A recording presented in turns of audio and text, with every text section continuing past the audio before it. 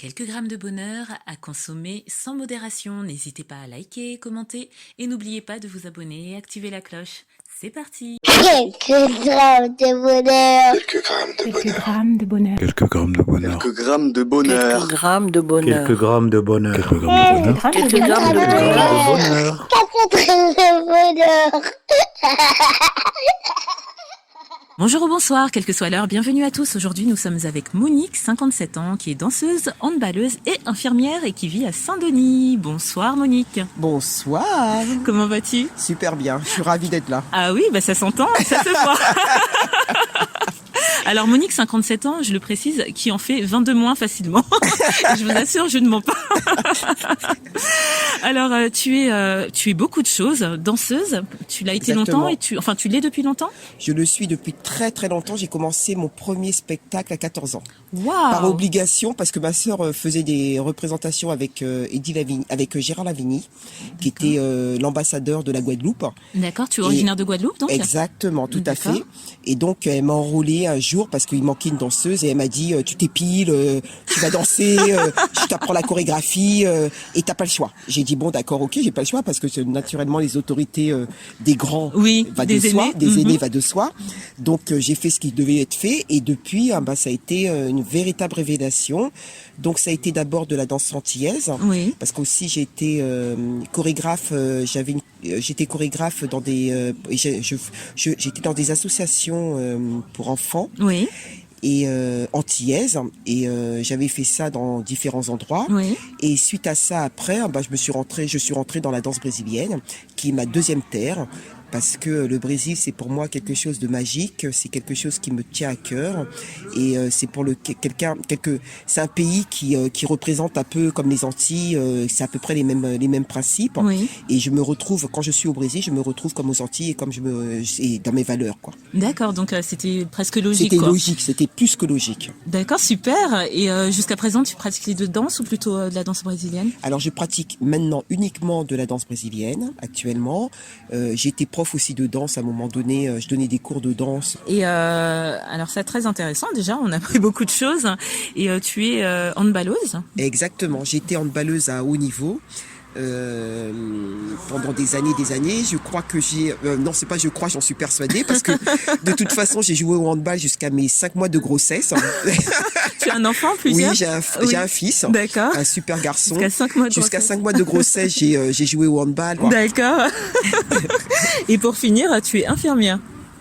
Oui, je suis infirmière de métier. Maintenant, je suis directrice des soins parce que l'évolution a fait que. Oui. Je suis quelqu'un complètement investi, épanoui. Ce métier est un métier qui est plus que nécessaire et fondamental dans le monde de maintenant parce que effectivement, on a besoin d'infirmières et alors je veux pas parler de vocation parce Oui. que pour moi, être infirmière, c'est pas une vocation, c'est un métier. Oui. Point barre, c'est comme être informaticien, etc.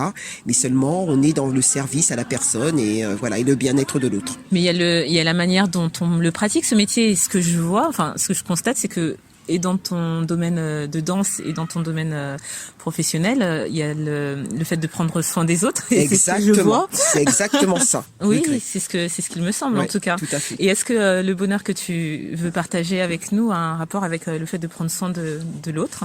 Complètement, c'est évident. C'est de J'étais pas l'évidence. prête de parier, mais bon. C'est de l'évidence pure et sans tâche. Alors, vous voulez que je vous raconte mon bonheur? Ah ben, avec joie. Alors, mon plus grand bonheur sur Terre, ça a été la naissance de mon fils. Ah oui. Ça a été quelque chose, alors je l'ai eu quand j'avais 37 ans. Oui. J'étais à ma 37e année. Est-ce qu'il était attendu? Ça a été une surprise parce Oui. que je suis restée pendant 3 mois. Pendant 3 mois, j'ai eu mes règles, je savais pas que j'étais enceinte. Mhm.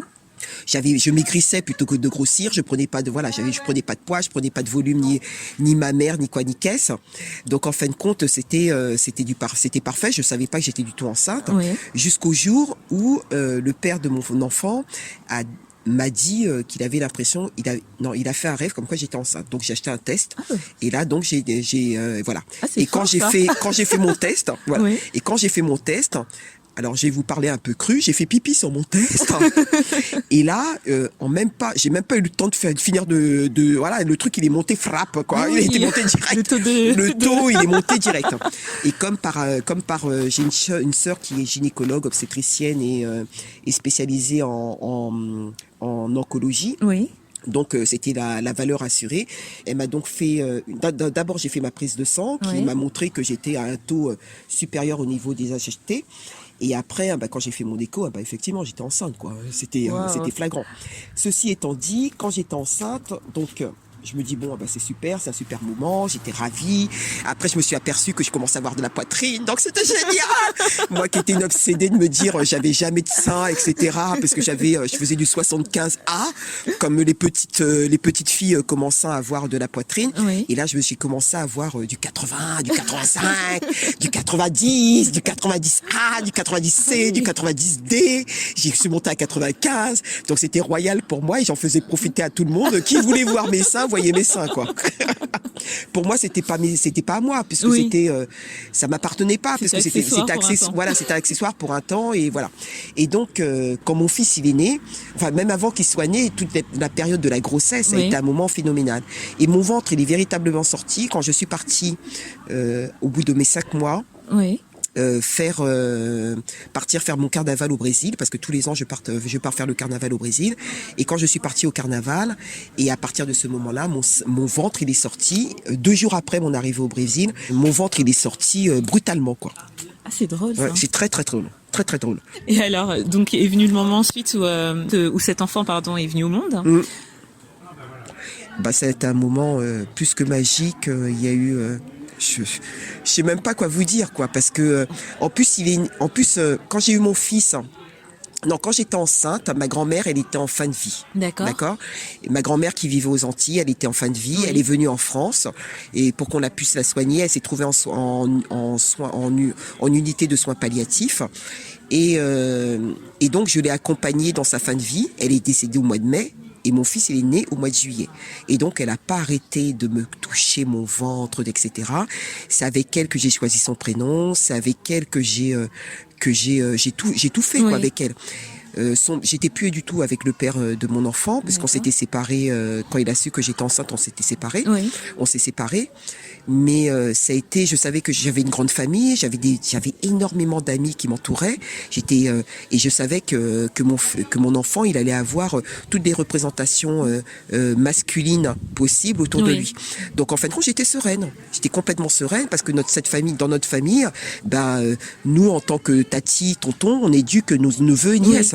Donc ça va de soi. Donc par principe, mes neveux et nièces, ils devaient aussi éduquer mon enfant. D'accord. Et mes oncles pas mes oncles, mes frères et sœurs et mes cousins, etc. Ils devaient aussi éduquer mon fils parce que c'était leur devoir, parce que c'est comme ça que ça se passe dans les familles antillaises. D'accord. Ah, c'est génial. Et du coup, la grand-mère est décédée quelque temps avant. Ma grand-mère est décédée exactement au mois de mai et elle a pu profiter de moi parce qu'elle n'arrêtait pas de me toucher mon ventre, elle n'arrêtait pas de toucher mes seins parce que comme ça m'appartenait pas, donc je donnais à tout le monde. Je dis allez-y. Je montrais à tout le monde que j'avais une grosse poitrine. J'ai jamais changé mes tenues vestimentaires. C'est-à-dire que mes tenues vestimentaires que j'avais sans être enceinte, c'était les mêmes que je portais enceinte. Donc j'étais sexy chocolat, quoi. Donc j'avais les gens qui me regardaient, surtout les hommes qui me regardaient parce que j'avais des seins volumineux. Et ils me regardaient et moi j'étais ravie parce que de toute façon j'en avais rien à faire. C'était que du ponctuel, quoi. Et quand mon fils il est venu pour naître, ça a été un moment magique. Avant même qu'il naisse, j'ai toutes mes amies, mes copains qui sont venus, ils ont tous participé. Ils ont refait la maison, ils ont fait la chambre pour accueillir mon fils. Ils ont fait les peintures. J'avais acheté une commode, ils ont peint les commodes. Ils ont chacun a mis sa griffe. J'ai une de mes amies du Brésil qui est venue du Brésil comme elle savait que j'allais accoucher, elle est venue du Brésil juste avant mon accouchement. Et chose extraordinaire, elle était comme elle attendait que j'accouchais, qu'elle voyait que elle voyait pas que j'accouchais. Oui. Elle me dit bon, écoute, je m'en vais dans le sud, je vais voir un de nos potes, de nos amis communs. Et donc elle est partie le rejoindre pendant quelques temps. Et tous les jours, elle m'appelait pour savoir. Et je lui dis non, ça va. Et si bien que quand j'ai accouché, elle n'était pas là. Et justement, alors le jour de l'accouchement, tout s'est bien passé? Le jour de l'accouchement, ça a été rock'n'roll, très marrant. C'était très démentiel, dans le sens où j'avais la marraine de mon fils qui avait organisé un système pour avoir un système relais, pour que les gens, comme quoi, moi je l'appelais, elle appelait telle personne appelait telle personne appelait telle personne, etc. Et en fin de compte, j'avais tout un posit, j'avais au moins 10 personnes qui étaient en train d'attendre que j'accouche. J'ai mis 26 heures pour accoucher. 26 heures pour accoucher. Et en plus, je croyais que j'allais accoucher normalement comme tout le monde, quoi. Allez-y, madame, poussez. Non, césarienne, parce que j'avais un œdème du col. D'accord. Et que mon fils, il était en souffrance au niveau de sa sortie.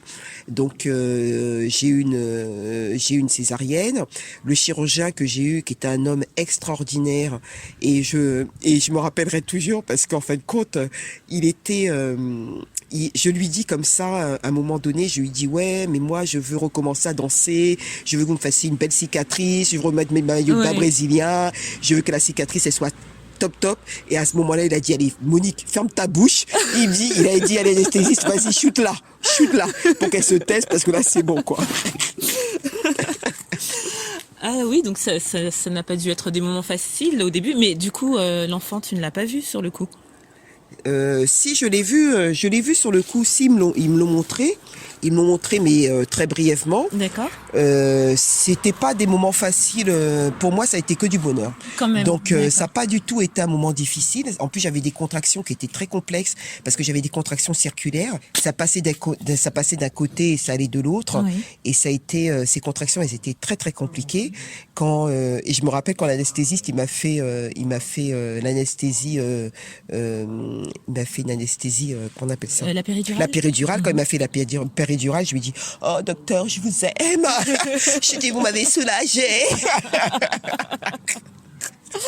Et après, quand il est né, c'était magique, parce que quand il est arrivé au monde, j'ai des amis qui sont venus du Brésil, j'ai des amis qui sont venus de Normandie, j'ai des amis, mes amis de Paris tout le monde est venu. Le père de mon fils était à mes côtés, parce que je lui ai octroyé la possibilité d'être à mes côtés pour assister à l'accouchement. D'accord. Et ma mère, elle était plus que ravie. Et après, il y a tout ce qui a été organisé par mon entourage, par la marraine de mon fils et par ma sœur aînée qui est gynécologue obstétricienne qui m'avait suivi. Oui.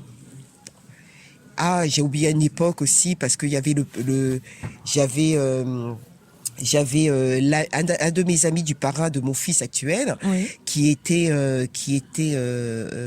radiologue, et c'est lui qui m'a fait la première échographie morphologique. Et comme j'étais toujours en train de chercher le prénom que je voulais trouver à mon fils, et moi je trouvais que Nathanaël c'était un super beau prénom, et lui il est d'origine juive, et il m'a dit, mais Nathanaël c'est le plus moche prénom juif existant sur Terre. Je lui ai dit, mais je l'adore. Il m'a dit, non, tu l'appelles pas comme ça, ton fils. J'ai dit, bon, d'accord, ok, ça marche. Et ma grand-mère aussi, parce que je voulais lui donner le prénom de mon père. Et elle m'a dit, non, il y en a eu un, il n'y en aura pas deux, tu l'appelles pas comme ça. Je lui ai dit, est-ce que je peux lui donner comme prénom, en deuxième prénom, en troisième prénom? Elle me dit, ce que tu veux, en deuxième, troisième prénom, ce que tu veux, mais pas en premier prénom. D'accord. Et son prénom, le prénom de mon enfant, j'ai cru complètement innover son prénom, parce que j'ai pris le prénom de ma mère, parce qu'il s'appelle Mi-Hollande, et j'ai enlevé des lettres, et j'ai trouvé Yolan, et j'ai dit, on va la faire à Yolane. Et j'ai cru que c'était complètement innovant, et absolument pas. C'est pas du tout innovant, ça existe, c'est purement breton. C'est purement breton, Johan, Yolande, etc. Mais voilà, exactement. Ah l'essentiel c'est qu'il soit là, et c'était ça le bonheur en fait. Enfin finalement, tu disais au début que c'était la naissance de ton fils, mais finalement c'était ce qu'il y avait tout autour, et avant, et pendant, et après, et tout l'amour que tu as pu recevoir des uns et des autres. Ouais, exactement. Et la sérénité aussi dans laquelle ça s'est fait malgré la séparation. Exactement. Et en plus, surtout, parce que cet enfant, il est amour. Oui. Et c'est ça qui est génial. Il a quel âge aujourd'hui? Maintenant, il a 19 ans et il est toujours amour. Wow. Il est toujours présent et maintenant, on a une espèce de complicité. On a toujours une complicité phénoménale. C'est un gamin qui, moi, c'est vraiment l'enfant que je souhaite à tout le monde parce que c'est un enfant qui accepte tout, qui est hyper permissible, qui est disponible, qui est à l'écoute, qui a une générosité mais grandiose. Ouais. Et j'espère que tout le monde puisse connaître ça. Et mon seul regret, c'est d'en avoir qu'un seul, quoi. Parce que j'aurais voulu en avoir 2 autres, 3 autres, 4 autres. Parce que j'aurais voulu avoir 8 enfants. Mon rêve, ça aurait été ça. Au moins, il est déjà là et voilà. puis il vaut bien 8 enfants. Ouais, apparemment. exactement. Et d'ailleurs, non, pas 8 enfants tout à fait, mais bon, bref, il en vaut quand même quelques-uns, mais pas 8, mais il en vaut quelques-uns. Il comble ma vie au quotidien et je souhaite à tous de rencontrer ce bonheur qui est permanent et qui est éternel. Et franchement, je crois que la vie vaut d'être vécue et que un enfant, c'est quelque chose. J'ai plein d'autres moments de bonheur, mais celui-ci, c'est le plus beau moment. Ouais. Et quand j'ai besoin de rechercher une image positive, c'est celle-ci que je retrouve. C'est le visage de mon fils à la naissance, après, etc. Et ça, je le souhaite à tout le monde parce que c'est un moment magique. Waouh, merci. Et pour ceux qui ont, après tout ça, envie de connaître Yolande, vous pourrez écouter son épisode qui était quelques temps avant, qui était l'épisode d'avant, et vous verrez qu'effectivement, je confirme, pour l'avoir eu quelques minutes, ça a l'air d'être quelqu'un de vraiment bien. Ouais. Merci pour ce beau témoignage. Et merci à vous. De rien, et qui va encourager pas mal de gens, ou les voir avoir autrement leur enfant. Exactement. Et autrement la vie. Parce que c'est pas que l'enfant, hein, c'est aussi la vie. Exactement. Hein. Parce qu'en fin de compte, vous vous apercevez parce qu'en fin de compte, un enfant vous donne quelque chose. Parce que c'est ça. Ouais. Moi, je savais pas ce que c'était aimer, je crois. Et en fin de compte, j'ai su aimer véritablement quand j'ai eu mon fils. Parce que c'était de l'amour pur et sans tache. Et ça, c'est quelque chose de riche. Et ça, c'est quelque chose de puissant. Et cette puissance-là, il faut la vivre, il faut la connaître. Et je vous souhaite à tous de la vivre et de la connaître. Parce que c'est quelque chose de magique et de sublime. Waouh. Écoutez, après tout ça, moi, je n'aurais rien d'autre à ajouter. Sauf juste, au revoir. Voilà, éventuellement, puis à souhaiter cette jolie famille de continuer. Prenez soin de vous deux, de l'un et de l'autre, de la vie. Et puis, si vous voulez paraître 20 ans de moins, soyez danseur, handballeur et que sais-je. Et prenez la vie comme elle vient. Exactement. Parce que de toute façon, la vie, elle est magique à vivre. Il faut la vivre. Il faut pas, vous savez, de toute façon, dans la vie, on a des travers, on a des situations qui sont complexes, mais c'est normal, c'est pas grave. C'est-à-dire que il y a toujours des solutions à tous ces problèmes, il y a toujours des possibilités d'améliorer les choses. Et les choses que vous pouvez améliorer, c'est dans votre cœur et c'est dans votre tête. Et surtout de croire en je sais pas quoi, quelque chose d'autre, mais de croire de façon permanente et éternelle. Et cette façon de croire va vous donner de la puissance supplémentaire et va vous emmener au-delà des étoiles. Donc soyez des étoiles, soyez des lumières. Et voilà. Et je vous dis au revoir et je vous aime. Ciao. Waouh, à très bientôt. Et puis n'hésite pas à revenir, surtout si tu as un bonheur à nous conter. Ce sera avec un très très grand plaisir. Et à très très bientôt. Exactement. Et n'oubliez pas, vous autres, le bonheur, aussi léger soit-il, n'est jamais loin. Alors sachez le voir, vous en saisir et l'apprécier. À bientôt. Quelques grammes de bonheur. Quelques grammes de bonheur. Quelques grammes de bonheur. Quelques grammes de bonheur. Quelques grammes de bonheur. Quelques grammes de bonheur. Quelques grammes de bonheur. Quelques grammes de bonheur. Quelques grammes de bonheur. Également envie de donner un peu de bonheur en partageant le vôtre ? N'hésitez pas à prendre un rendez-vous téléphonique avec moi pour une interview sur le lien suivant que vous trouverez également en barre d'infos. À très vite et n'oubliez pas de vous abonner. Merci.